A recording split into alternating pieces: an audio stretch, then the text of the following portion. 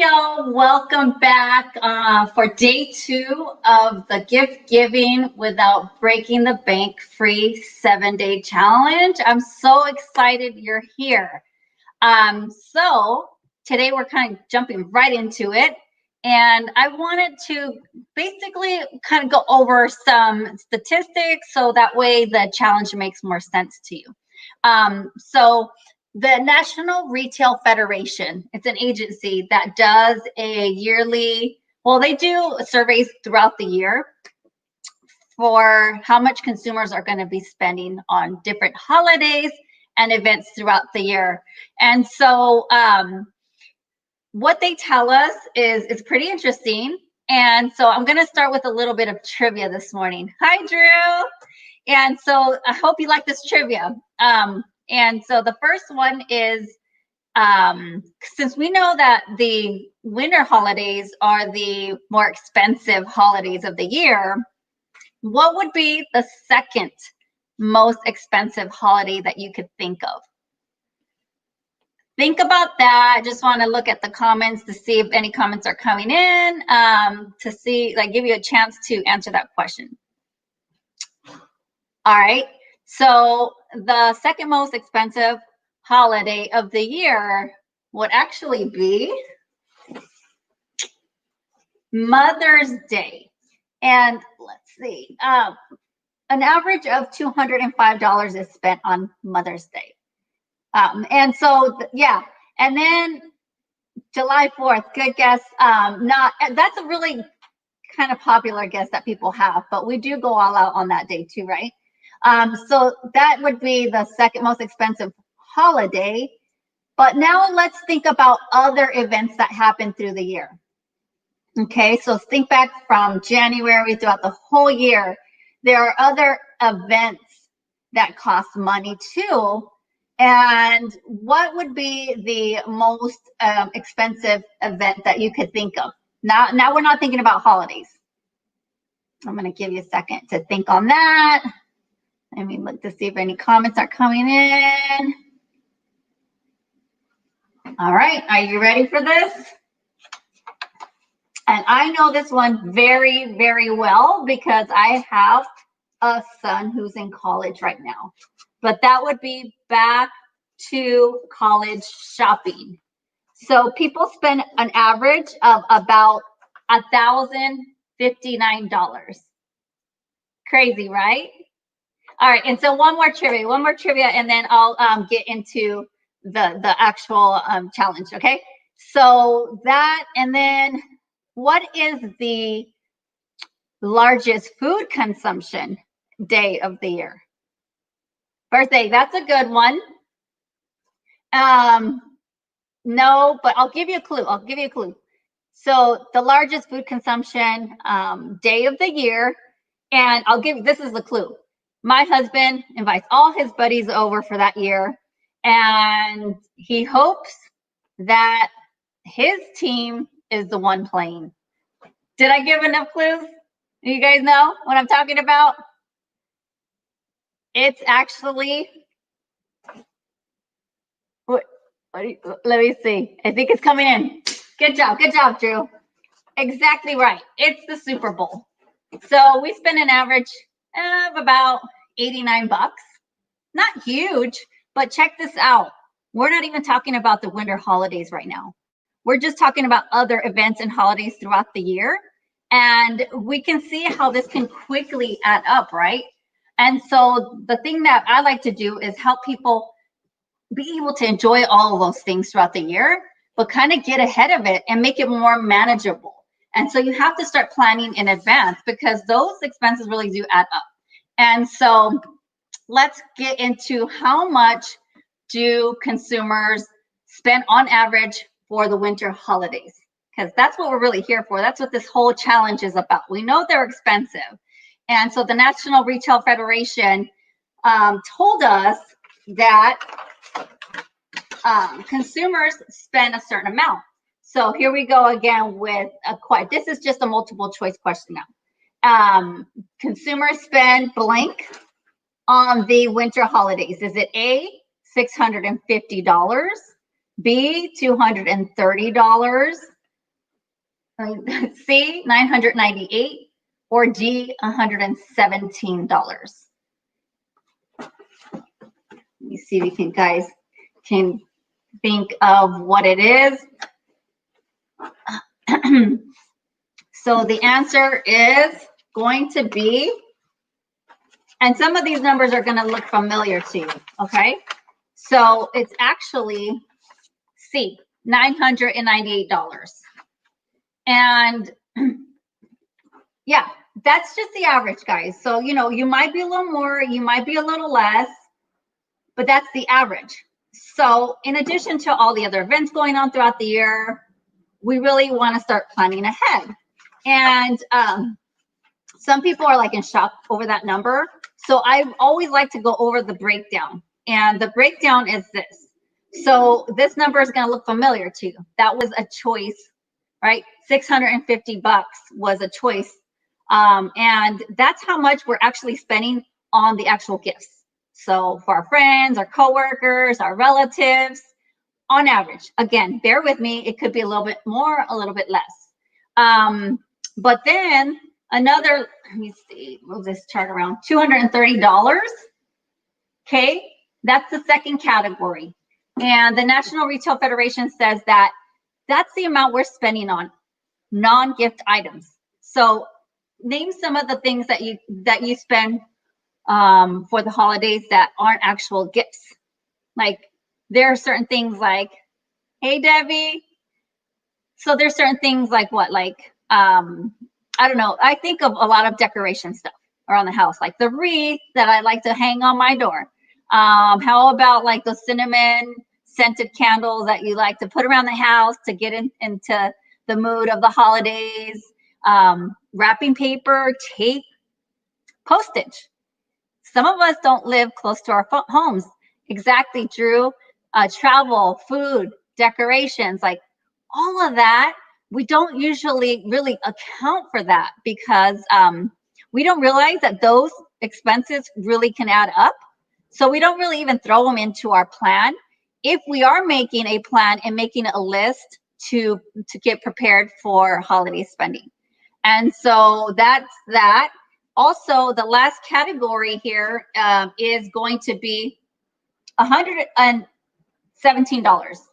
And that is the amount that people spend on miscellaneous stuff, but really like self-giving. And what is that? You all know when you go to the store and you're shopping around for your friends or family, and then you see that sale rack, you know, and that sweater is going to look so good on you. And it's on sale. So you're going to pick it up for yourself. And it happens to all of us. So that's the kind of expense that is. People spend about $117 on their own self. And maybe it's like that vacuum cleaner that you've been needing and it finally went on sale, right? So that kind of thing. And so when you add it all up, it is going to be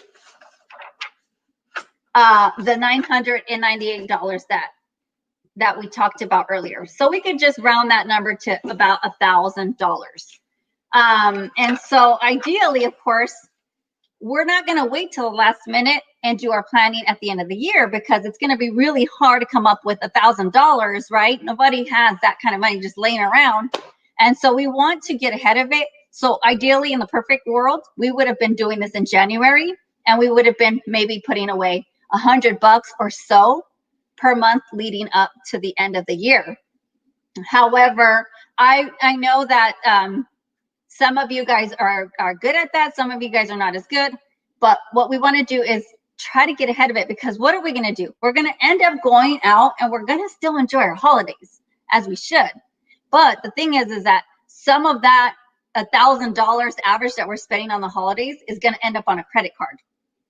And if you were to charge $1,000 on a credit card and then you start making them $25 minimum payment every month, if your interest rate, your annual percentage rate is roughly about 17%, which is not bad at all actually, but you would be taking 5 years to repay back that $1,000. So really what happens between, that, now and paying off that $1,000 for this holiday? Then you have next year's holiday and the next year, you know, so it starts to become this kind of like debt cycle that we're trying to get ahead of. And so that's the whole purpose for us being here, right? And so I have that breakdown for you. What I want to do now is give you your challenge for the day, okay? So the challenge is you're going to create a gift giving list. And so you're going to have 3 columns on it. And so the first column, I just put an N on there to remind me to tell you that's just where you're going to put your loved ones, your friend, your family member's name. The middle column is why did they make it on your list? Are they your friend? You know, that's what the FR, kind of reminding you yourself, why are they on your list? Are they your family member? So I might put an FA on there. For my colleague or coworker, I might put a C on there. Okay, and so that's what you're going to do. And then finally, in the last column, you're going to allocate a dollar amount to them. And so you're just going to write out the dollar amount. You know, maybe it's going to be $20 for, you know, your friend, and then like $30 for your family member, whatever. But you're going to come up with the amounts. So this is where you're going to go to the bottom and you're going to add it up. Okay. So you're going to create a list. Now, this is where I throw a twist in here, okay? And so I think the listing is going to be very helpful for some of you because maybe you're like how I used to be before I started study to become a financial counselor. I didn't do any of this stuff. Like I would do it in my mind, right?